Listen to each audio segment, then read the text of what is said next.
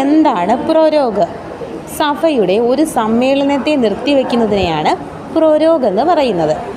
Parliament സമ്മേളനങ്ങൾ പ്രൊരോഗ് ചെയ്യുന്നത് രാഷ്ട്രപതി ആയിരിക്കും. അത് പ്രതിപാദിക്കുന്ന അനുച്ഛേദം 80.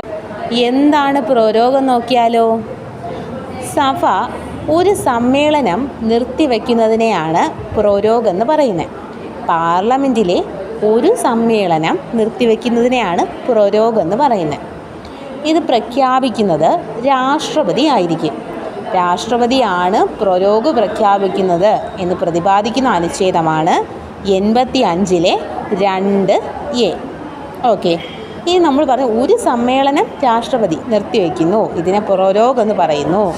അതുപോലെ ഇനി ലോക്സഭയിലെയോ സംസ്ഥാന അസംബ്ലിയെയോ പിരിച്ചുവിടുന്നതിനെ പിരിച്ചുവിടൽ അല്ലെങ്കിൽ ഡിസല്യൂഷൻ എന്ന് പറയുന്നു.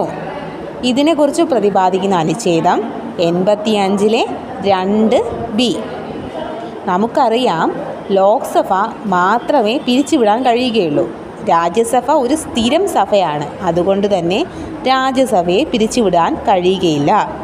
ലോക്സഭയെയും പിരിച്ചുവിടുന്നത് രാഷ്ട്രപതിയായിരിക്കും.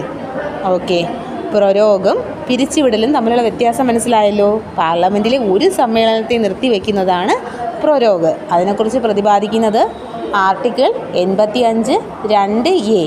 ഇനി അതുപോലെ പാർലമെൻറ്റിനെ മൊത്തം പിരിച്ചുവിടുന്നതിനെയാണ് പിരിച്ചുവിടൽ അല്ലെങ്കിൽ ഡിസല്യൂഷൻ എന്ന് പറയുന്നത്. ഇതിനെക്കുറിച്ച് പ്രതിപാദിക്കുന്നത് ആർട്ടിക്കിൾ 85(2)B ആയിരിക്കും.